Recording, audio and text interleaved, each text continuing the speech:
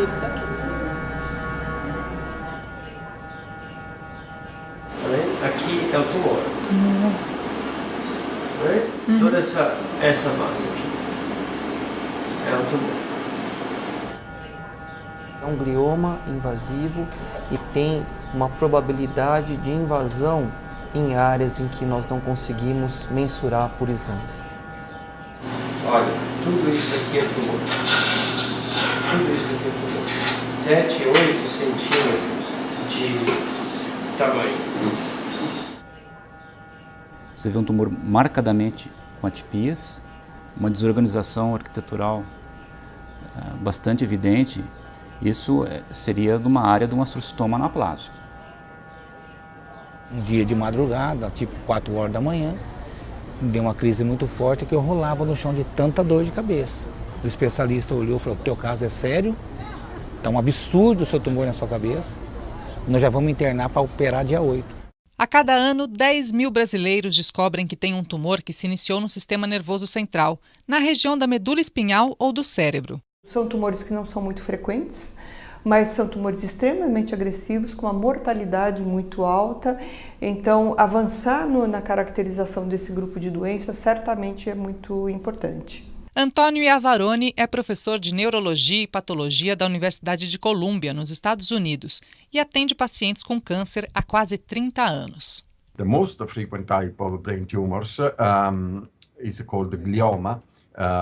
Is typically a lethal tumor for which in the last few years there have been very few positive developments. While for other tumor types like prostate cancer or breast cancer, there are major changes in the therapeutic management of patients.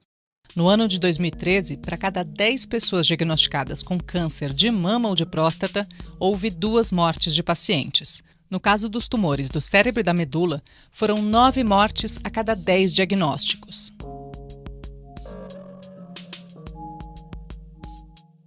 Entre os cânceres do sistema nervoso central, quase metade são gliomas, tumores que se desenvolvem a partir de células do encéfalo. Para os gliomas, depois do diagnóstico, os médicos não falam em cura. É o que explica Carlos Gilberto Carlotti, neurocirurgião da Faculdade de Medicina de Ribeirão Preto, da Universidade de São Paulo. O tratamento atual desses tumores, que é basicamente cirurgia, radioterapia e quimioterapia, mesmo com todas essas armas que você pode utilizar, não é satisfatório ainda o prognóstico. Nós estamos insatisfeitos com a sobrevida do paciente. Em 2016, dezenas de dados poderão ser usados para apontar outros caminhos para o tratamento dos gliomas. Eles estão neste artigo publicado pela revista científica Cell em 28 de janeiro, o jornal de maior impacto na área de biologia molecular. A pesquisa é a mais ampla análise das características moleculares dos tumores feita até hoje. Você utilizar a classificação molecular e definir esses tumores do ponto de vista de evolução, sabendo os genes que eles apresentam, isso é um trabalho pioneiro. Por isso que eles têm sido publicados em revistas de alto impacto que reconhecem esse pioneirismo e a importância desses trabalhos. O esforço começou em 2008 e mobilizou 46 cientistas de 22 instituições em 6 países. A gente encontrou, por exemplo, 75 genes que estavam significativamente mutados nessas amostras, sendo que 30 já haviam sido descritos nos trabalhos anteriores envolvendo gliomas de alto e baixo grau, e 45 foram encontrados novos agora, então, com os dados que a gente analisou nesse momento. We discovered a pocket of patients whose prognosis is dismal, almost as poor as glioblastomas, but we can really predict that up front. And these cases those will be candidates for very intense treatment, potentially the standard of care for glioblastoma again. The group that we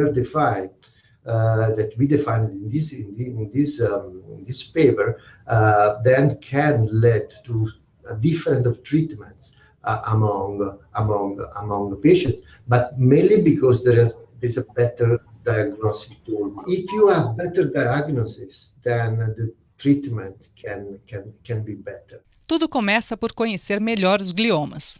São várias células que nós temos no cérebro. Nós temos os neurônios, que são os principais, mas para que nós tenhamos a manutenção desses neurônios, nós precisamos de outras células de suportes a neurônios e que permitam um microambiente adequado para essas células.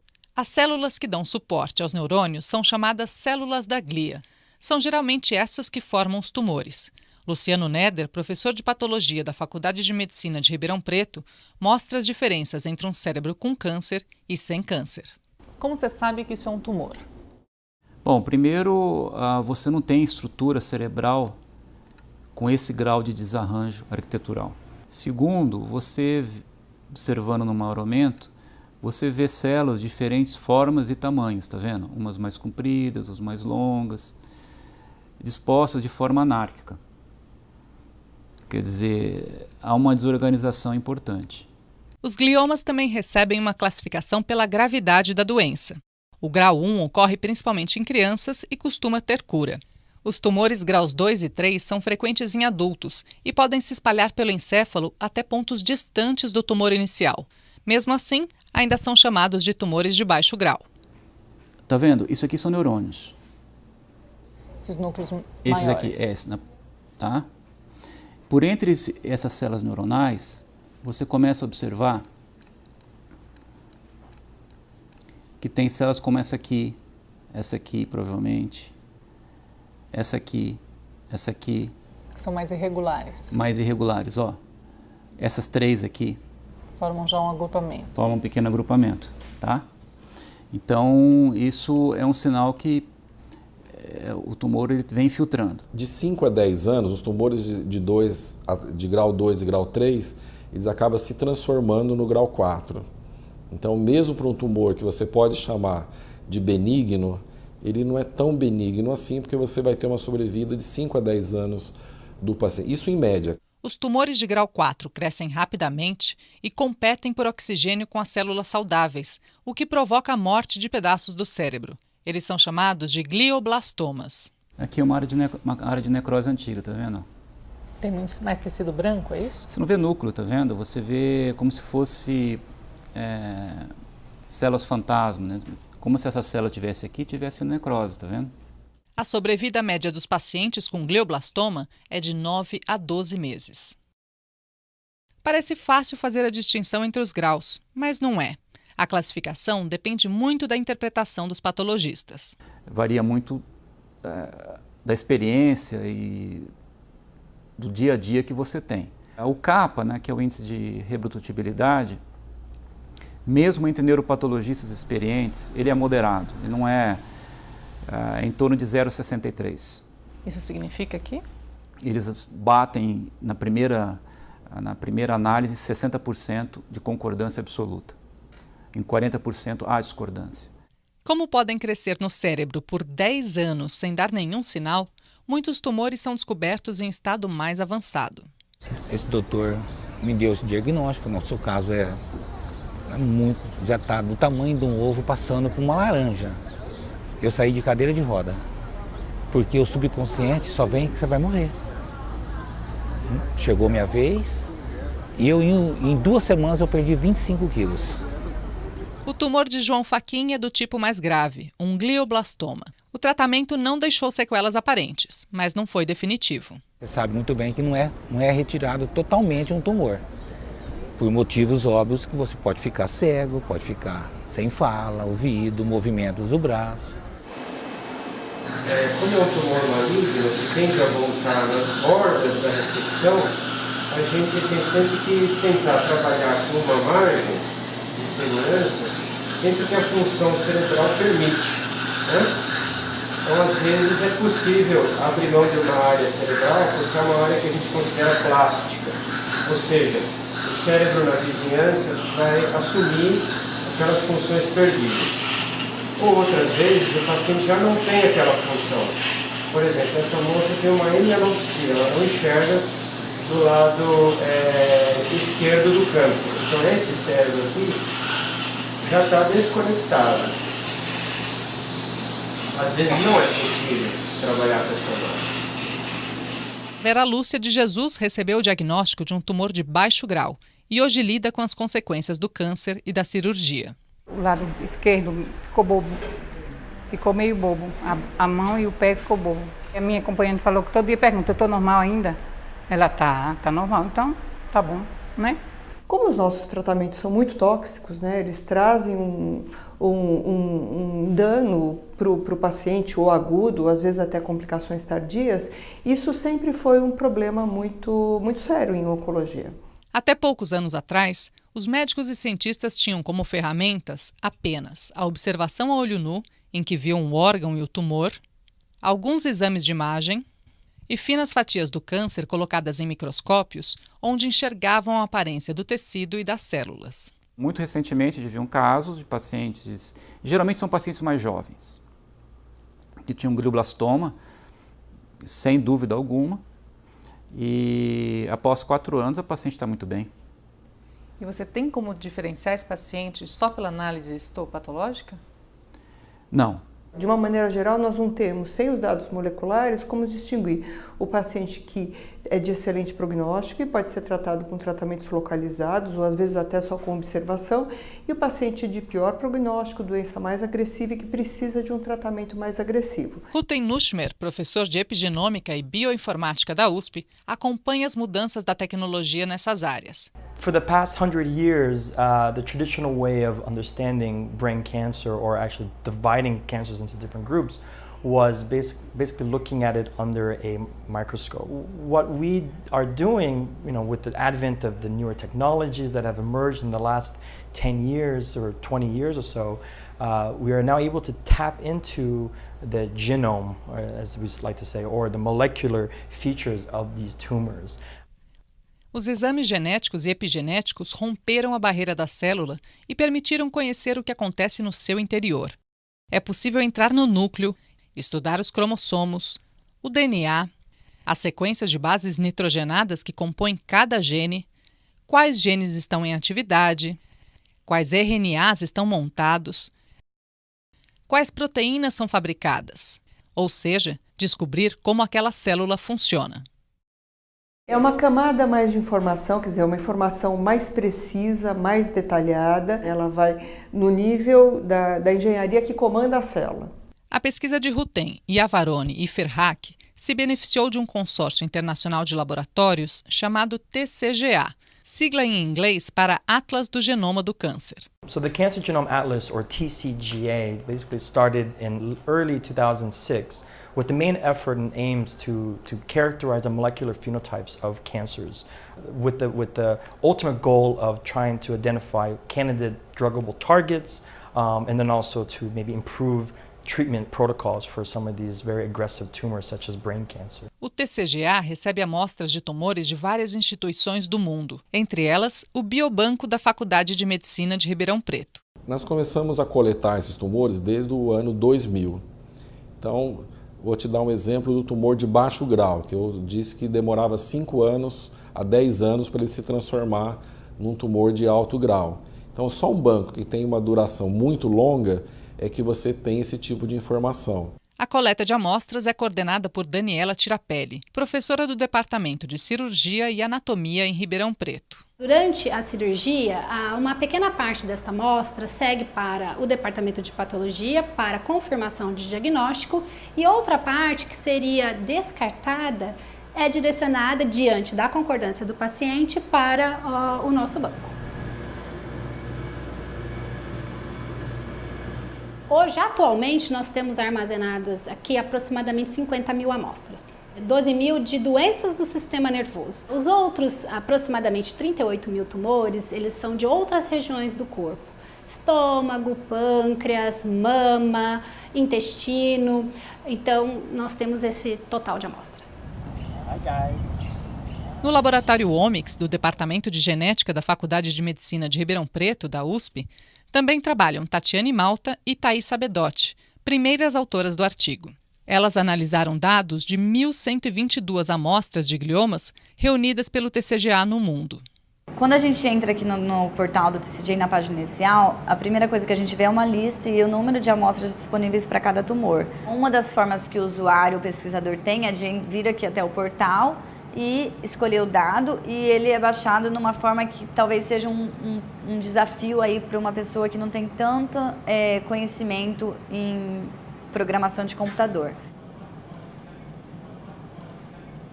Os dados que a gente chega para a gente quando a gente faz o download dos dados são valores numéricos.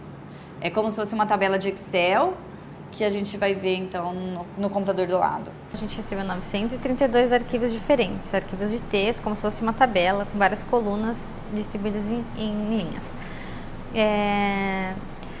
O desafio, então, é a gente integrar todos esses arquivos, juntar todos eles numa estrutura só para facilitar a nossa análise, porque se a gente dividir em 932 arquivos fica muito complicado. A análise de milhões de dados em um arquivo exigiu a capacidade de um conjunto de computadores instalado na USP, em São Paulo. O supercomputador fez as contas. De Ribeirão Preto, as pesquisadoras enviaram os dados e, mais importante, as instruções para o cruzamento das informações. A gente precisa entender a parte de biologia, senão, se a gente não entende o que a gente está fazendo, quais regiões a gente está selecionando, talvez isso não tenha significado biológico nenhum, e na hora de a gente tentar caracterizar essa doença, de gerar marcadores para quem sabe, melhorar o tratamento ou o diagnóstico do paciente, isso não tenha relevância nenhuma. Então a gente precisa ter esse conhecimento, tanto da parte de informática quanto da parte de biologia.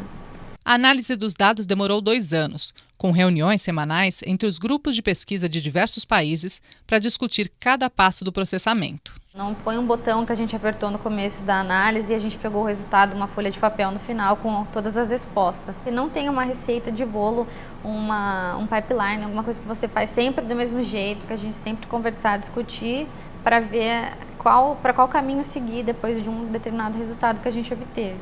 No trabalho de todos os grupos, 5 dados moleculares ganharam a atenção dos pesquisadores. O primeiro foi o comprimento dos telômeros, que são as partes finais dos cromossomos. Eles tendem a encurtar com a idade. Em alguns cânceres, porém, os telômeros voltam a crescer quando há excesso de uma enzima. O que foi curioso aqui, que a gente encontrou nesse trabalho é que a gente encontrou um número significativo de pacientes que tinham mutação nessa enzima, que tinham uma expressão aumentada dessa enzima, mas que curiosamente o telômero não estava alongado. Então foi um achado novo, importante, e que a gente vai investigar agora também o porquê que isso acontece. Outra característica de alguns gliomas é uma troca de partes entre os cromossomos 1 e 19, que resulta em 2 cromossomos normais e 2 misturados. Desses 4, um se perde, que é formado pela metade P do cromossomo 1 e pela metade Q do cromossomo 19.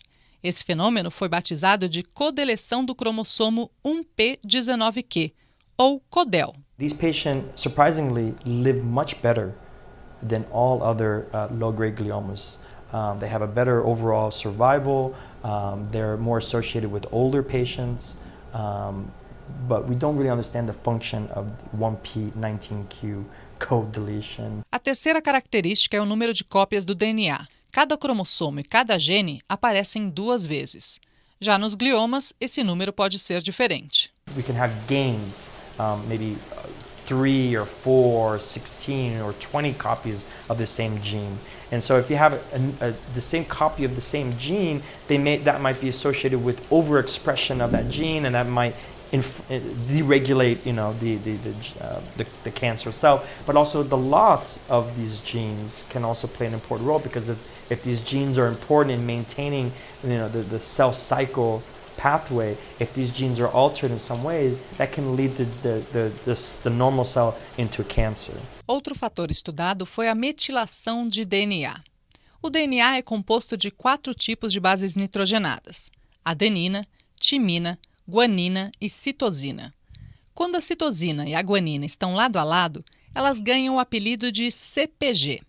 Essa sequência costuma se repetir várias vezes nas áreas que controlam os genes. A metilação do DNA é uma reação química que ocorre na citosina e muda o status de um CpG. Em geral, quando o CpG não está metilado, o gene que vem em seguida consegue ser desenrolado da fita do DNA e funcionar.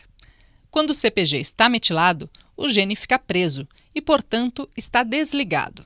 What we see in tumors is global loss of methylation, and generally global loss of methylation, but we see this hypermethylation within promoters. So what happens is, for certain genes, they may be turned off in the cancer. A metilação do DNA não é uma alteração na sequência das bases nitrogenadas. Portanto, não é considerada uma mutação genética. Trata-se de um mecanismo epigenético. O epigenoma é o que está além do genoma, é o que está sobre o genoma, talvez, é o que está regulando esse genoma. O que pode até ser uma vantagem, porque é difícil a gente alterar a sequência de bases do genoma. Então, se um paciente tem uma mutação, por exemplo, é difícil a gente consertar essa mutação. E, pelo menos em teoria, é mais fácil a gente controlar o epigenoma. Talvez seja um alvo melhor para o tratamento de doenças. O último destaque da pesquisa foi um gene chamado IDH1. Ele gera uma enzima que participa da produção de energia nas células. Em pessoas com gliomas, o gene pode estar em sua forma regular, ou seja, selvagem, ou pode ter sofrido uma mutação. De uma maneira geral, os pacientes que têm mutação no gene IDH1, eles têm um aumento na metilação global e eles têm um melhor prognóstico. Cada laboratório trabalhou com uma das informações moleculares. A metilação de DNA, por exemplo, ficou sob responsabilidade do grupo brasileiro. No computador, Tatiana e Thaís dividiram os 1.122 tumores em subgrupos de acordo com o nível de metilação. A gente viu que a metilação de DNA era o melhor preditor, era o melhor classificador aí nos gliomas, porque quando a gente correlacionava com os dados clínicos, era o dado que a metilação de DNA era o dado que melhor classificava os pacientes que tinham essa correlação aí com a evolução clínica, ou seja, com a sobrevida. Our group was led the effort in identifying these very distinctive subgroups in gliomas, the 7 classifications defined by DNA methylation. And so that all originated here in our group. Os cientistas sugerem agora uma nova forma de classificar os gliomas. A ideia é que as pessoas recebam um diagnóstico a partir do nível de metilação do DNA. Depois de passarem pelo filtro, formam-se 6 grupos, cada um com uma perspectiva de vida. Apenas um grupo ainda mistura prognósticos melhores e piores. Nele, os pacientes são separados pela forma tradicional, a histopatologia. Ela diferencia os tumores de baixo grau e os de grau 4, os glioblastomas. Essa divisão dos gliomas pela metilação consegue também separar outras características moleculares. Por exemplo, 4 subtipos não têm a mutação do gene IDH, ou seja, são IDH selvagem. Esse lado agrega os pacientes com mais idade e menor perspectiva de vida após o diagnóstico. Já os outros 3 têm o gene IDH1 mutado e, portanto, são tumores em pessoas mais jovens e com maior sobrevida. Individualmente, o primeiro subtipo forma o melhor cenário. É IDH mutante e tem a codeleção do cromossomo 1p19q, que também é protetora. Por isso, recebeu o nome de CODEL. Os 2 subtipos seguintes foram chamados de G-SIMP High e G-SIMP Low, que significam gliomas com metilação alta ou baixa nas ilhas de CpG. O nome é parecido porque os pesquisadores suspeitam de que tumores G-SIMP High possam progredir para G-SIMP Low com o passar do tempo. O G-SIMP Low é uma novidade desse estudo e se aproxima dos tumores mais graves. O próximo grupo nunca tinha sido descoberto. Biologicamente, esses tumores se parecem com os astrocitomas pilocíticos, aqueles cânceres de grau 1 mais comuns em crianças. A partir da comparação, foram chamados de PA-like, e os pacientes sobrevivem por mais tempo que o esperado para os tumores do tipo IDH selvagem. Ao lado está o LGM6-GBM, formado de glioblastomas com prognóstico melhor que o previsto pela histopatologia. Os 2 últimos subtipos são os mais graves, o Classic-like e o Mesenchymal-like. Juntos, correspondem a 45% dos gliomas. O tempo de vida das pessoas com esses tumores é muito baixo. Para piorar, os tumores do tipo Mesenchymal-like são mais resistentes ao tratamento. Rutten-Nussschmer compara os resultados da nova classificação à tradicional. Entre os tumores de baixo grau, tratados como iguais pela histopatologia, as análises moleculares agora mostraram que, em 8% dos casos, a sobrevivência do paciente é menor e se assemelha à dos tumores de grau 4. This is why there is this importance of using molecular classification as opposed to the traditional classifications, because these patients who are IDH wild type, if the doctor didn't realize that, they would have just looked at the pathology and said, okay, these are low-grade gliomas. We don't need to do a proper, aggressive treatment on them. But in reality, you do need to do a proper treatment and probably more aggressive treatment on these subsets of patients. Já entre os glioblastomas, os pesquisadores separaram 10% dos casos que saem do padrão. Eles têm uma sobrevivência maior, de até 3 anos. João Fachin provavelmente faz parte dessa exceção.